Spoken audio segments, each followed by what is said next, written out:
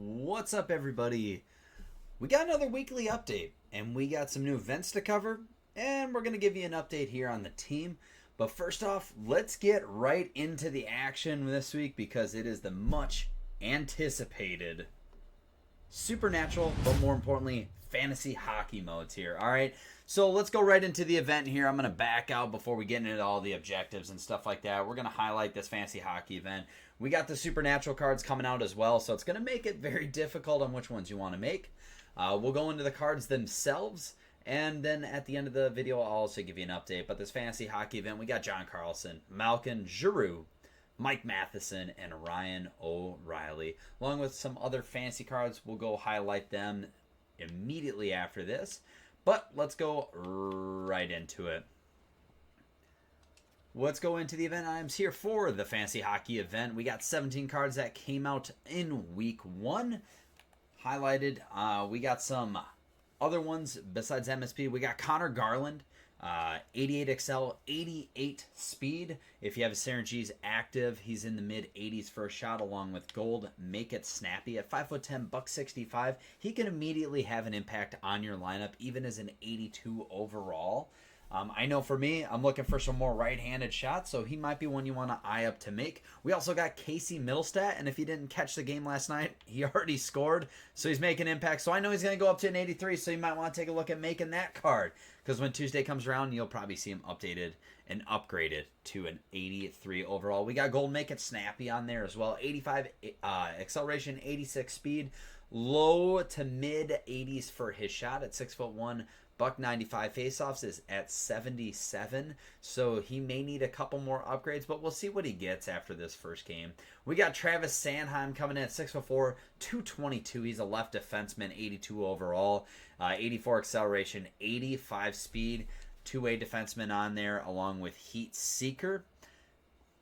We got, oh my gosh, I'm not even going to try to butcher your name, bud. We're just going to go into it. You're 6'2", 201, 85 acceleration, 84 speed. If anybody wants to leave in the comments, I'll say his name properly so I don't keep butchering this stuff. We'll get better as the year goes on. But he's got gold beauty backhand.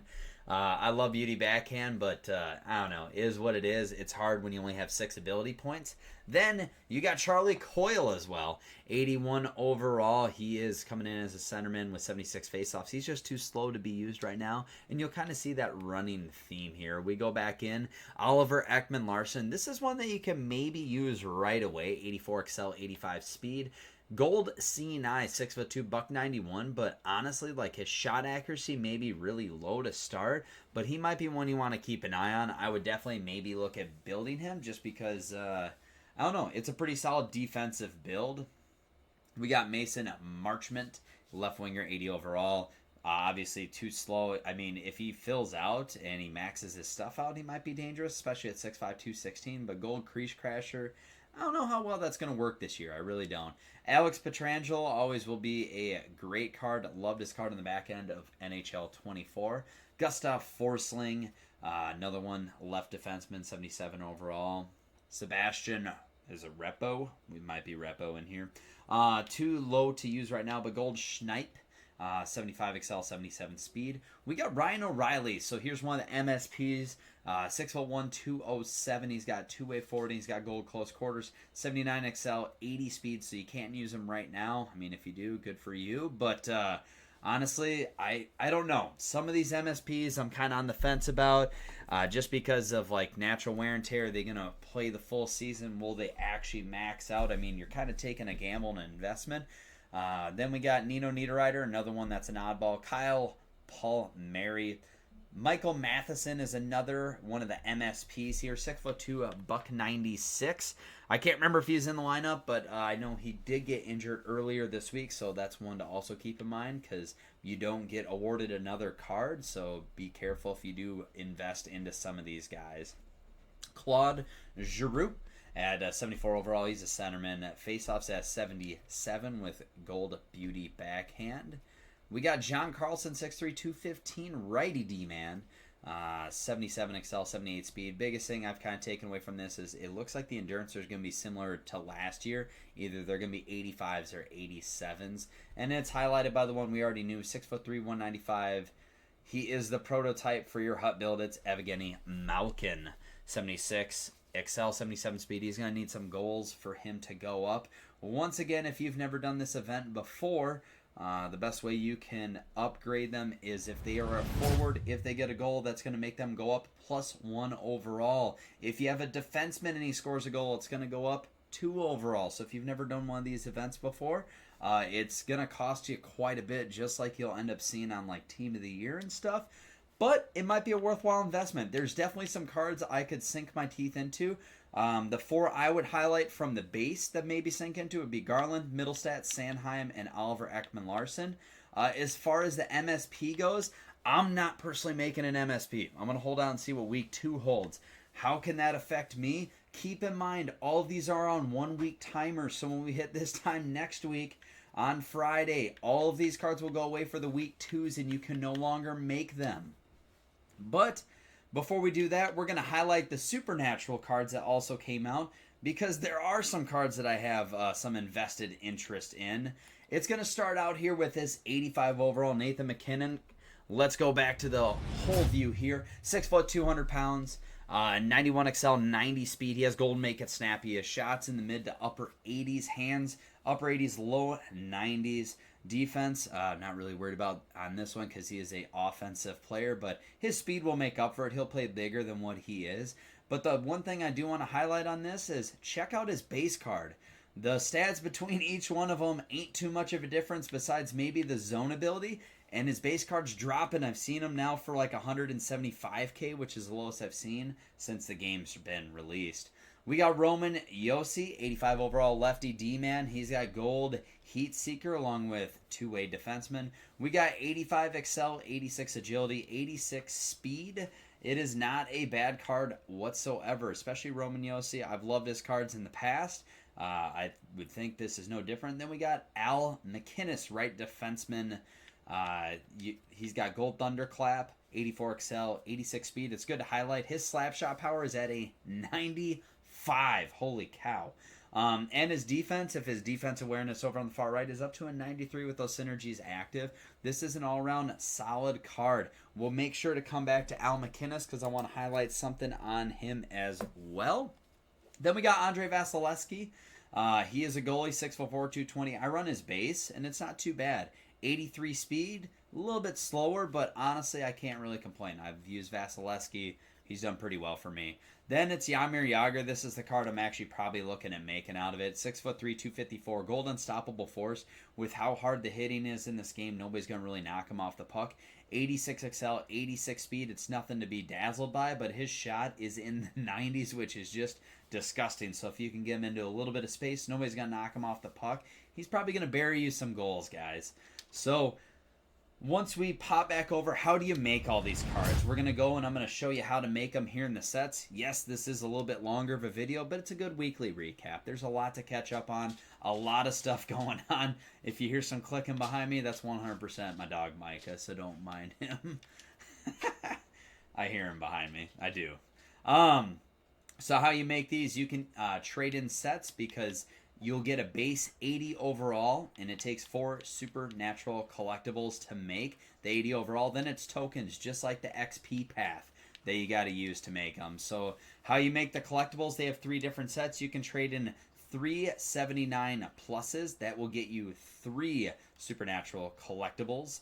Then if you hop on over, if you do 577 pluses, that'll give you 2. And then I'm guessing these are probably 676s. 675s will get you 1 collectible. All right. So all you need to do is make 4 of them. That will get your 80 overall. Then you got to make tokens. What's up, little man?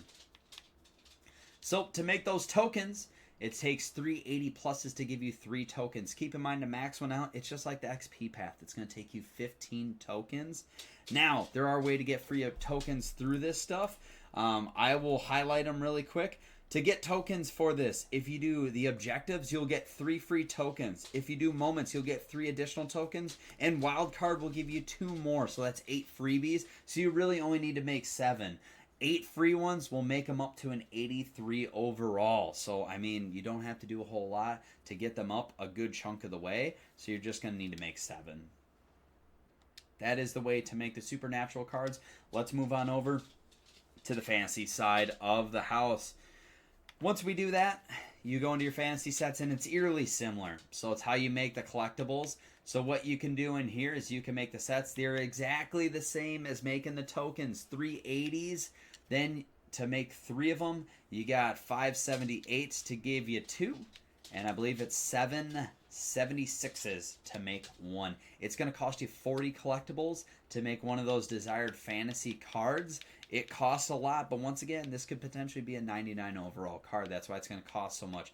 Kind of eerily similar to your Team of the Season, Team of the Year events. You can short it. You can, instead of making 40, you can make 16. You'll get a random one, but it is BND, so it's account bound. Keep that in mind. Can't use it for sets or anything else.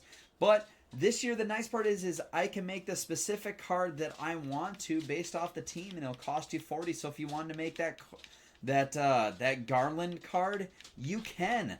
Just put the collectibles right in, and there you go. Connor Garland will go directly to you. So I do really like that. Adds a lot more flexibility, but man, between the two events, I'm actually really liking it. The content's been great, and there's ways to get it without spending money. I mean, just from collectibles alone, there's 11 in objectives for fantasy collectibles. There's 2 in moments, and there's 3 over in the wild cards. You don't want to miss that, because that's 16 collectibles of the 40 you need. 16, even if you don't want to do anything else, that 16 you can throw into the random BND. So that's something to keep in mind when you're doing all of this stuff as well. Like I said before, there's some supernatural stuff that you can get. There is a card in there that you can get just from completing one set, this 80 overall Anthony Mantha. It is a disgusting 80 overall card, 100%. Like, you could put him onto your 4th line. I will show you that card. The one thing to keep in mind, going back to that Al McInnes card, his icon does not upgrade along with him getting an MSP put out. So that is something I did find out this week as well.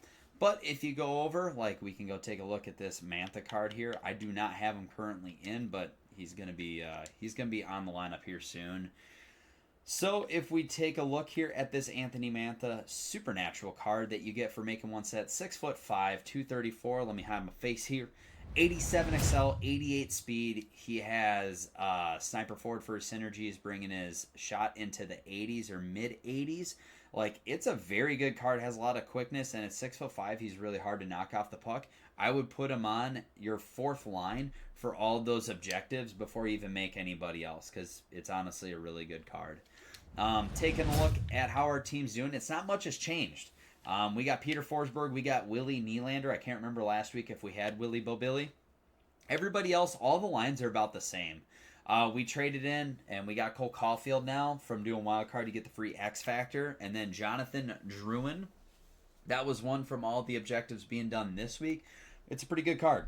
Do the objectives, 5'11", $198. Left winger, 88 XL, 89 speed, mid-80s for a shot. It's not bad whatsoever. Silver puck on a string as well, but he'll make your lineup. And the nice part is, free. Yes, I know. It's a free card. Jamie Drysdale is still at an 83, but I think we might have enough right now. Yeah, we do. All right, we're going up to an 84. You got to see it first here before Twitch, so haha, in your face, people. And just like that, we got Gold Scene Eye unlocked. His acceleration is up to an 88, and his speed's up to an 89, so woohoo, go team. Other than that, that's about it for the team. Honestly, this week has been another great week between objectives and different things to grind. There's plenty of stuff to do in the game. Like, you should not be getting bored of this. The XP path for me has kind of been an afterthought. We're up to level 32, but like, there's so much other stuff going on. I'm really enjoying the game right now. You have moments that you can knock out for fantasy and supernatural that will be extremely quick. We got more Team of the Week moments to get more stuff, because for Team of the Week we got an 85 Connor Bedard. Make sure to check that card out as well. And then we also got these team building. We got the team building ones. So there's 34 moments, one for each team. You'll get 2 free 83. So that's 1/3 of the way to having a free team builder card as well. I mean, there's just a lot to do. I'm going to try to do better at making 2 videos a week, so that way I can keep you guys informed a little bit more, because there's so much going on. I didn't think I'd have this much to talk on, but here we are. I just want to see like what your guys' thoughts are of the fantasy event. What do you think of the supernatural event? What are some cards you're looking at making?